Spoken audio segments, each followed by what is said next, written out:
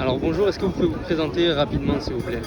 Donc je m'appelle Cédric et je suis médiateur scientifique et donc j'anime la fresque du climat. D'accord, est-ce que vous êtes un militant politique ou alors pas du tout?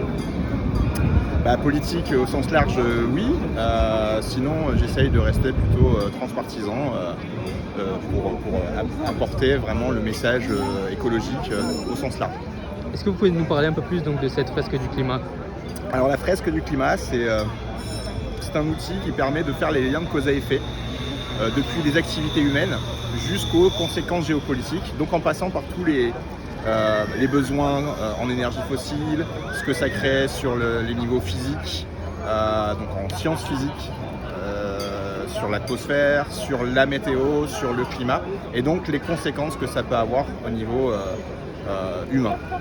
Ok, d'accord. Par rapport au rapport du GIEC, qu'est-ce qui représente cette fresque du climat? Ce serait plutôt une synthétisation ou... C'est ça, tout est basé sur le rapport du GIEC.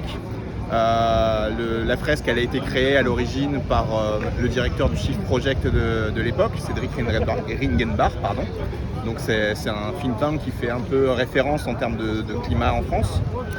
Et il se base sur le rapport du GIEC, donc c'est validé par aussi bien Valérie Masson-Delmotte que Jean-Claude Jancovici. Ils sont tous adhérents à ça. Super. C'est pour des personnes non averties, ça leur permet de faire des liens entre les problèmes du climat et des problèmes sociaux. C'est généralement des liens qu'on pourrait faire mais qu'on ne pense pas à faire. C'est-à-dire que là on peut remettre vraiment tout à plat.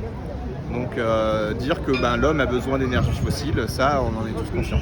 Dire que l'énergie fossile fait du CO2, on en est conscient. Dire que on connaît toutes ces choses-là, mais on n'a pas pris la peine de prendre le temps de mettre tout à plat et de voir le problème dans son ensemble en fait. Donc c'est ça que permet la fresque du climat, c'est vraiment de remettre tout en place et d'avoir vraiment conscience du problème. Merci beaucoup. Je vous en prie.